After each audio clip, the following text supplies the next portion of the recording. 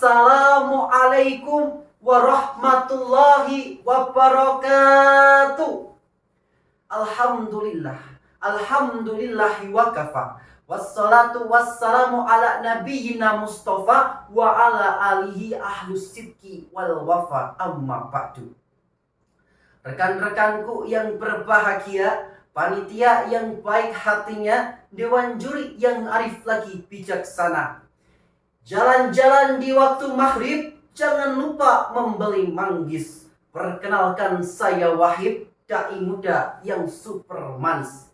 Bismillahirrahmanirrahim. Sebelum kita mulai, izinkan saya untuk menembangkan sebuah tembang dolanan karya Sunan Giri yang telah disesuaikan syairnya.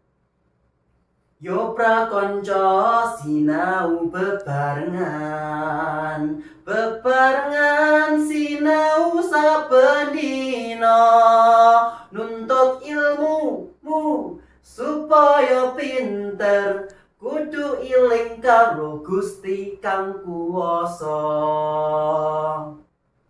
Tembang tersebut menjadi awalan menambah esensi pendidikan yang insya Allah akan dikupas tuntas dalam pidato yang saya bawakan dengan naskah berjudul Membangun Peradaban Rahmatan lil Alamin bersama Perguruan Tinggi. Sobat dai yang dirahmati Allah, Insinyur Soekarno pernah berkata, jangan sekali-kali melupakan sejarah atau yang lebih kita kenal dengan sebutan jas merah. Oleh karena itu hadirin, betapa pentingnya kita mendengarkan kembali bagaimana peradaban Islam pernah berkembang pesat pada suatu zaman, terutama terkait dengan pendidikannya. Sebagai seorang mahasiswa di bidang informatika, saya sangat berterima kasih kepada guru kita, sang legenda kita, Al-Khawarizmi, atas kiprah beliau dalam meletakkan dasar-dasar matematika dalam kitabnya Fi Al-Jabr wal Muqabbalah, sehingga beliau dijuluki sebagai Bapak Al-Jabr dunia.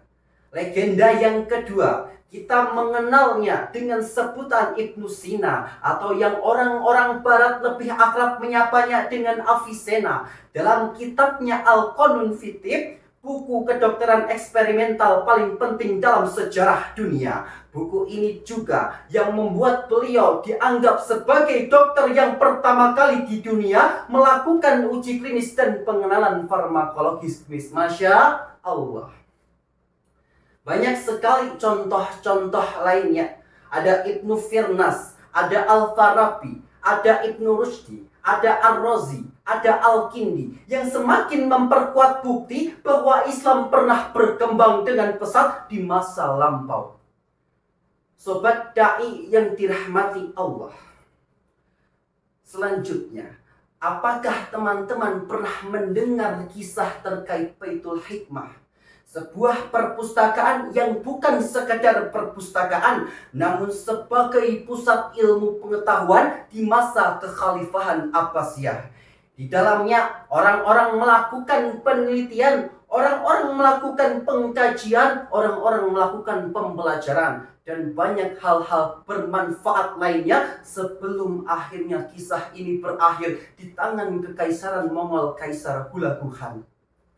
Peradaban demi peradaban yang telah dibangun tentunya merupakan hasil penghayatan nilai-nilai Al-Quran. Sebagaimana Allah Subhanahu wa Ta'ala pernah berfirman dalam Al-Quran surah Al-Alaq ayat 1-5. A'udzu billahi minasyaitonirrajim. Bismillahirrahmanirrahim. Iqra bismi rabbikal ladzi khalaq. Khalaqal insana min 'alaq. Iqra wa rabbukal akram. Alladzi 'allama bil qalam, 'allamal insana ma lam ya'lam. Bacalah dengan menyebut nama Tuhanmu yang menciptakan. Dia menciptakan manusia dari segumpal darah. Bacalah, dan Tuhanmu lah yang maha pemurah, yang mengajarkan dengan perantara kalam. Dia mengajarkan kepada manusia apa yang tidak diketahuinya.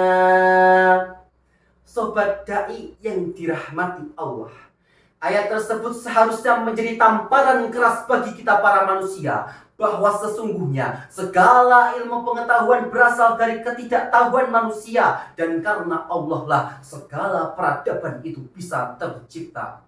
Pada era modern saat ini, pusat ilmu pengetahuan berasal dari perguruan-perguruan tinggi, baik yang ada di dalam negeri maupun yang ada di luar negeri. Dari perguruan tinggi terlahirlah pemimpin-pemimpin muslim yang luar biasa di berbagai sektor masyarakat yang insya Allah memiliki moralitas dan akidah sesuai syariat agama. Kontribusi nyata yang ditunjukkan, yang ditawarkan oleh perguruan tinggi, salah satunya berdiri karena fenomena banyaknya orang-orang muslim yang mulai saat ini melek terhadap isu-isu ekonomi. Sehingga banyak sekali perguruan-perguruan tinggi yang berbondong-bondong memberikan fasilitas, membuka program-program pendidikan baru seperti ekonomi Islam, ekonomi syariah, ekonomi pembangunan Islam, dan masih banyak lagi.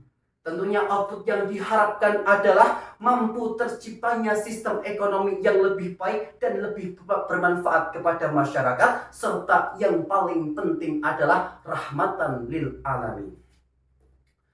Sobat Dai yang dirahmati Allah, namun tantangan seperti sekulerisme, liberalisme kian hari kian menghantui para calon-calon pemimpin di perguruan tinggi, sehingga dengan masalah ini diharapkan mampu mencari peluang dari permasalahan-permasalahan tersebut, sehingga mampu berkolaborasi, membangun relasi, dan mengembalikan peradaban Islami.